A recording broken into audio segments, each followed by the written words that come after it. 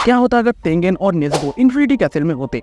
देखो तेंगेन रिटायर इसलिए हुआ था क्योंकि उसका एक हाथ और एक आंख डैमेज हो गया था। देखो हम इस सीन में लेने वाले हैं तेंगेन का मोस्ट पावरफुल वर्जन जो कि गियोतरो से लड़ते समय था। इमेजिन करो गियोतरो के खिलाफ लड़ाई में ना ही तेंगेन का हाथ कटा है ना ही उसका आंख डैमेज हुआ है। तो इस सीन में तेंगेन कभी डीमन स्लेयर कॉर्प से रिटायर नहीं होगा। देखो ये बंदा बिना डीमन स्लेयर मार्क के कितना खतरनाक लड़ता है, ये तुमने तेंगेन वर्सेस गियोतरो के फाइट में देख लिया होगा। और इस वीडियो में हम इसे डीमन स्लेयर मार्क भी देने वाले हैं, तो ये कितना खतरनाक लड़ सकता है ये तुम इस वीडियो में जानने वाले हो। और अब हम बात करते हैं नेज़ुको की। देखो नेज़ुको को लेडी तमायो ने इन्फिनिटी कैसल आर्क के समय ह्यूमन बना दिया था, और क्योंकि मुजान का पहला मकसद नेज़ुको को हासिल करना था तो इसलिए डीमन स्लेयर कॉर्प्स ने नेज़ुको को इस बैटल से दूर रखना सही समझा। पर हम इस बैटल में नेज़ुको और तेंगेन को लेने वाले हैं। क्या इससे इन्फिनिटी कैसल वाला बैटल हार्ड होने वाला है या फिर आसान होने वाला है, ये जानने के लिए तुम्हें वीडियो एंड तक देखना होगा। इमेजिन करो इस सीन में लेडी तमायो ने डीमंस को ह्यूमंस बनाने वाला ड्रग्स बना लिया है, पर इस बार लेडी तमायो पहले ही नेज़ुको के बॉडी में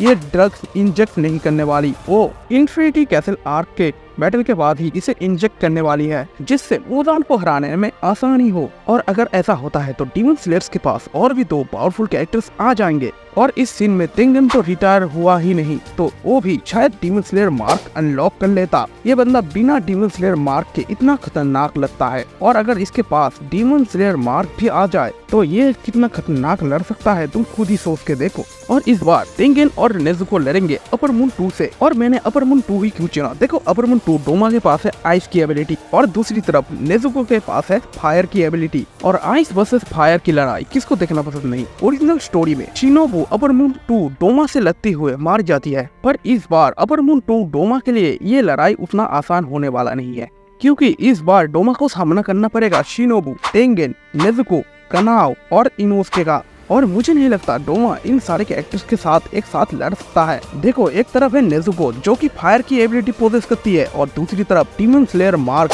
अनलॉक तेंगेन, और इनके साथ कनाओ, शिनोबु और इनोसुके तो है ही। तो इस बैटल में डोमा थोड़ी परेशानी तो खड़ी करेगा, पर इस बार वो आराम से मारा जाएगा। और अगर इन्होंने डोमा का खात्मा कर दिया है तो ये आगे बढ़ सकते हैं, और आगे इनका सामना होगा कोकोशुगो से, जिससे गियोमी, सानेमी, मोइचिरो और गेनिया लड़ रहे हैं। और कोकोशुगो के लिए सबसे बड़ा सरप्राइज तो ये होगा उससे लड़ने के लिए और भी 5 डीमन स्लेयर आए हैं जो कि सारे हाशिया लेवल पे हैं। इस बार कोकोशुगो का सामना होगा 1 वर्सेस 8 और 8 क्योंकि वो ओरिजिनल स्टोरी की तरह मोइचिरो का हालत पहले ही खराब कर चुका होगा। फिर भी उसका सामना होगा गेनिया, सानेमी, गियोमी, तेंगेन, नेज़ुको, इनोसुके, कनाओ और शिनोबु का। सामना उसे इस बार करना पड़ेगा, और मुझे नहीं लगता वो इतने सारे हाशिया लेवल कैरेक्टर से जीत सकता है। देखो ओरिजिनल स्टोरी में भी कोकोशुगो हारा था, पर इस बार जो डैमेज उसने ओरिजिनल स्टोरी पे किया था वो नहीं कर पाएगा, और वो भी जल्दी से खत्म हो जाएगा। और इनका सामना होगा इस बार डायरेक्ट मुजान से। और तुम लोग सोच रहे होंगे मुजान से क्यों, अपर मून 3 से क्यों नहीं,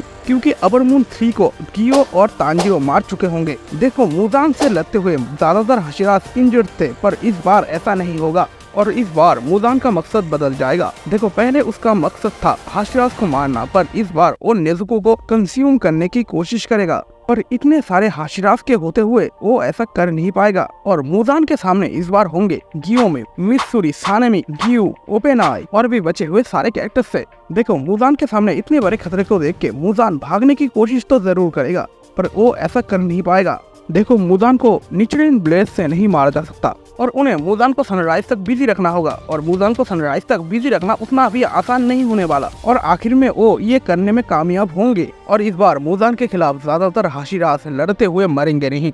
पर इस स्टोरी में सब कुछ तो सही नहीं हो सकता। देखो इन्फिनिटी कैसल में तांजिरो का एक हाथ कट गया था और एक आग भी खराब हो गया था, और तांजिरो जब डीमन किंग तांजिरो बना था तब उसका हाथ और आंख ठीक हो गया था। पर इस बार ऐसा नहीं होगा, क्योंकि तांजिरो डीमन किंग बनेगा ही नहीं, और वो अगर डीमन किंग बना नहीं तो वो खुद को रीजनरेट नहीं कर सकता। तो इस वीडियो में इतना ही, और अगर तुम्हें वीडियो पसंद आया है तो वीडियो को लाइक और चैनल को सब्सक्राइब कर दो।